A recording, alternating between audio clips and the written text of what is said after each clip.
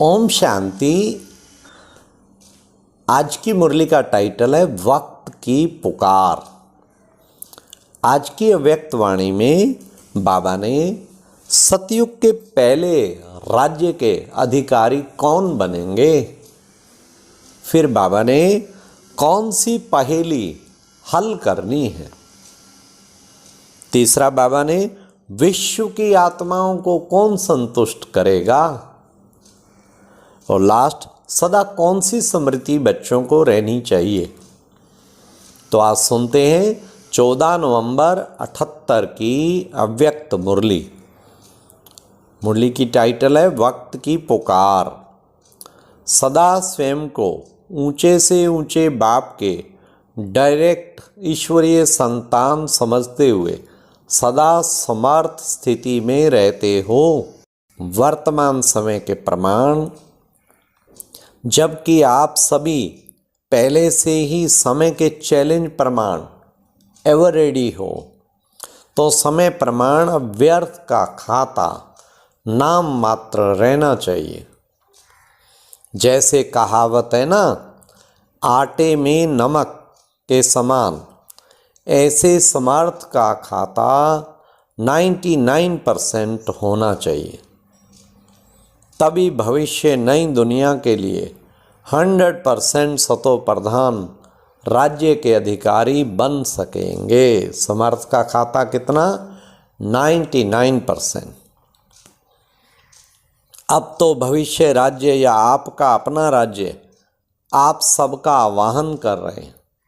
सर्वगुण संपन्न 16 कला संपूर्ण आत्माओं का आवाहन कर रहे हैं। कौन आवाहन कर रहे हैं?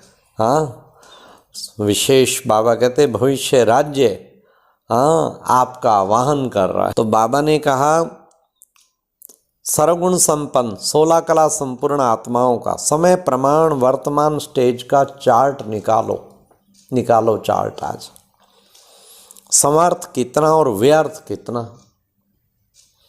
संकल्प और समय दोनों का चार्ट रखो। पता लगा किस किस चीज का चार्ट रखना? समय और संकल्प दोनों का। सारे दिन की दिनचर्या में कौन सा खाता ज़्यादा होता है? अगर अब तक भी, अब बड़े ध्यान से सुनना रिजल्ट, अगर अब तक भी व्यर्थ का खाता 50% या 60% है, तो रिजल्ट लाने वाले को कौन से समय के राज्य अधिकारी कहेंगे? ऐसी रिजल्ट वाले को कौन से समय के राज्य अधिकारी कहेंगे? क्या सतयुग के पहले राज्य के, या सतयुग के मध्यकाल के, या त्रेता के आदिकाल के? आदिकाल के विश्व अधिकारी वही बन सकते हैं जिन आत्माओं का वर्तमान समय, संकल्प और समय पर अधिकार है। ऐसी अधिकारी आत्माएं ही विश्व की आत्माओं द्वारा सतो प्रधान आदिकाल में सर्व का सत्कार प्राप्त कर सकती हैं। पहले स्वराज्य है और फिर विश्व का राज्य है।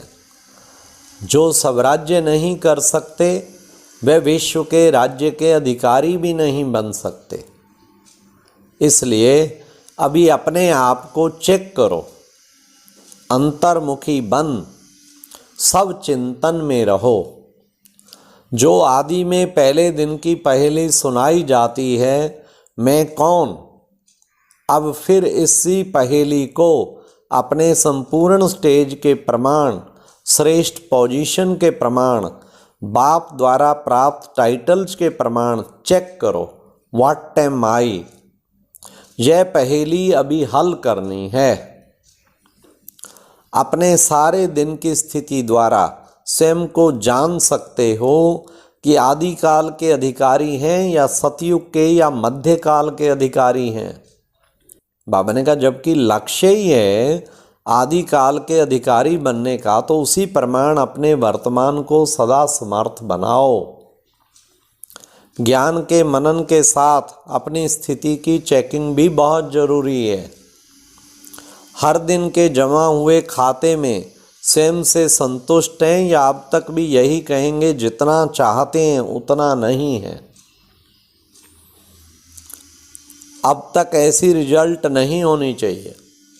जो स्वयं से संतुष्ट नहीं होगा वह विश्व की आत्माओं को संतुष्ट करने वाला कैसे बन सकेगा। जो खुद से ही संतुष्ट नहीं, बाबा कहते कैसे विश्व की आत्माओं को संतुष्ट करने वाला बन सकेगा। सतयुग के आदि काल में आत्माएं तो क्या, प्रकृति भी संतुष्ट है क्योंकि संपूर्ण है। तो संतुष्ट मणि बनो। समझा? अभी क्या करना है?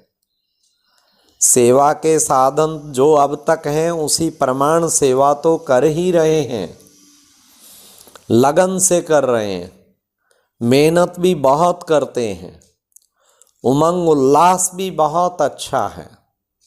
लेकिन सेवा के साथ विश्व की सेवा और स्वयं की सेवा हो। विश्व के प्रति भी रहम दिल और स्वयं प्रति भी रहम दिल बनो। दोनों साथ साथ चाहिए। समय का इंतजार नहीं करना है कि तब तक तो संपन्न हो ही जाएंगे। जब आत्माओं को कहते हो कल नहीं लेकिन आज, आज नहीं अब करो, ऐसे पहले स्वयं से बात करो। ऐसे अब रेडी हैं, सदा ये स्मृति रहती है कि अब नहीं तो कभी नहीं।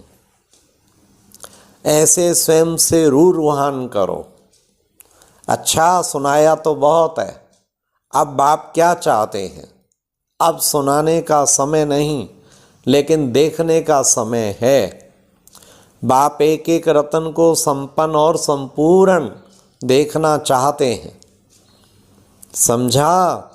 ऐसे इशारे से समझने वाले, सुनने और करने की समानता में लाने वाले, सदा समर्थ बाप की समर्थ याद में रहने वाले, समर्थ स्थिति में होने वाले, सफलता मूर्त श्रेष्ठ आत्माओं को बाप दादा का याद प्यार और नमस्ते। दीदी जी के साथ बातचीत। महारथियों को देख सब खुश होते हैं। क्यों खुश होते हैं? क्योंकि महारथी साकार बाप के समान सबके आगे साकार रूप में संपन्न व श्रेष्ठ हैं। इसलिए महारथियों को बाप भी देख के हर्षित होते हैं क्योंकि समान है। तो समान को देख हर्ष होता है ना। संगम पर ही बाप बच्चों को सेवा के तख्त नशीन बनाते हैं। करण करावनहार है तो करणहार का भी पार्ट बजाया और अभी करावनहार का भी पार्ट बजा रहे हैं। बाप का तख्त होने के कारण तख्त नशीन होने में बोझ अनुभव नहीं होता क्योंकि बाप का तख्त है ना। बाप ने स्वयं तख्त नशीन बनाया। इस निमित्त बनने का तख्त कितना सहज है, कितना सहज है, बहुत सहज है। तो इस बाबा ने कहा तख्त की विशेषता है, इस तख्त में ही विशेष जादू भरा हुआ है जो मुश्किल सेकंड में सहज हो जाती है। इस निमित्त बनने का तख्त समय प्रमाण, ड्रामा प्रमाण, सर्वश्रेष्ठ तख्त और अति सफलता संपन्न तख्त गाया हुआ है। जो भी तख्त पर बैठ सफलता मूर्त बनते हैं, ये अनादि आदि वरदान है इस तख्त को। इस तख्त में के तख्त नशीन भी बड़े गुह्य रहस्य और राजयुक्त आत्माएं ही बनती हैं। बाप दादा महारथियों को वर्तमान समय भी डबल तख्त नशीन देखते हैं। दिल तख्त तो है ही लेकिन ये निमित्त बनने का तख्त बहुत थोड़ों को प्राप्त है। अच्छा फिर मधुबन निवासियों से, मधुबन निवासियों ने बहुत सुना है, बाकी सुनने का कुछ रहा नहीं। सन्मुख सुना, रिवाइज कोर्स सुना, अब बाकी क्या सुनने का रहा है। तो बाबा ने कहा जितने तीर भरे हैं उतने छोड़े हैं। मधुबन निवासियों को 3 प्रकार की सर्विस का चांस है। किस प्रकार की सर्विस का विशेष चांस है? विशेष मधुबन निवासियों को सहज सर्विस का साधन। ये वरदान भूमि, ये चरित्र भूमि का आधार है। इस भूमि के चरित्र की महिमा अगर किसी आत्मा को सुनाओ तो जैसे गीता सुनने में इतना इंटरेस्ट नहीं लेते, जितना भागवत सुनने में। तो ऐसे प्रैक्टिकल चरित्र सुनाने का साधन मधुबन वालों को है। स्थान और चरित्र का भी परिचय दो तो आत्माएं खुशी में नाचने लगेंगी। जब भी कोई आते हैं विशेष चरित्र भूमि को जानने और अनुभव करने आते हैं, तो मधुबन निवासी भागवत द्वारा सर्विस कर सकते हैं कि यहाँ ऐसा होता है। तो आप लोग धरनी की विशेषता का महत्व सुनाने के निमित्त हो। जिस नज़र से सब आत्माएं एक एक रतन को देखती हैं, उसी तरह उन्हें बाप की तरफ आकर्षित करो। तो कितनी सेवा है, यहाँ बैठे हुए प्रजा बन सकती है, फैमिली बन सकती है। जैसे ताजमहल में गाइड्स कितने रमणीक ढंग से ताजमहल की हिस्ट्री सुनाते हैं, ऐसे चरित्र सुनाओ तो उन्हें सहज ही याद रहेगी और उस सेवा का फल आपको मिल जाएगा। ठीक है, अच्छा, ओम शांति। और अब यह एक बहुत अच्छी वीडियो भी जरूर देखें।